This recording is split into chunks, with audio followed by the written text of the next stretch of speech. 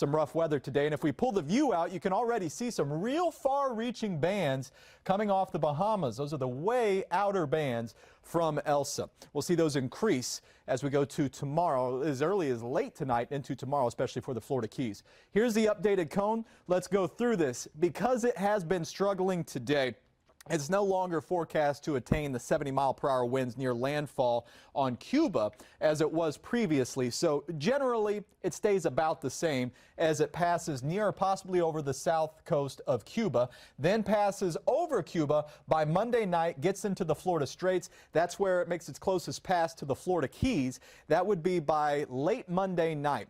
So this is the 2 o'clock Tuesday morning time. That's the current forecast. As a healthy tropical storm, National Hurricane Center maintaining 60-mile-per-hour sustained winds possible with the storm at that point. We're going to bear in mind there's still the question of how much Cuba is going to interact and disrupt this storm. So we'll keep that in mind, but the forecast is for a healthy tropical storm. Thereafter, the west coast of Florida could be impacted by this. In fact, a landfall is possible near the Tampa Bay area with roughly the same winds near 60 miles per hour. Now, here's the cone, and I want to highlight that we can still have tropical storm force winds outside the cone. Not really expecting much with that in Miami-Dade and Broward, but for the Upper Keys, that's a possibility.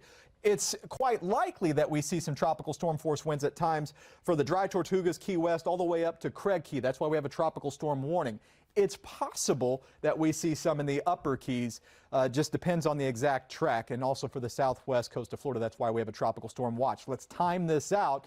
All right, this is the tropical storm force wind field. This is by 7 o'clock on Monday evening, so conditions going downhill late Monday for the Florida Keys. And notice that the wind field does extend outside that cone.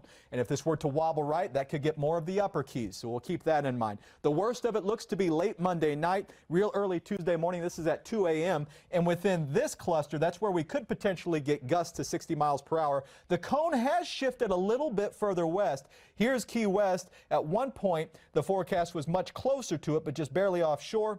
Of course, we allow the wobble, the wiggle room there, but it has nudged a little bit further west. As we go into Tuesday, this is by noon on Tuesday, it's starting to draw away from the Florida Keys, conditions improving there. Then we watch Tampa as it may make a landfall there by Tuesday evening or Tuesday night. Here's the bottom line. Let's put it all together. For the Florida Keys, Monday and Tuesday, the impacts for the lower and middle Keys, 40-plus mile-per-hour winds at times. We could see some gusts to 40-mile-per-hour winds for the Upper Keys. That's the most likely scenario. Very heavy rain in the bands, 2 to 6 inches will be possible where those set up and track over and over. From Miami-Dade and Broward, not an incredibly impactful event for us. Our most troublesome weather is going to be from some heavy bands of rain. We could have some gusts, maybe to tropical storm force that's greater than 40 miles per hour in some of those bands, and 2 to 3 inches of rain is possible.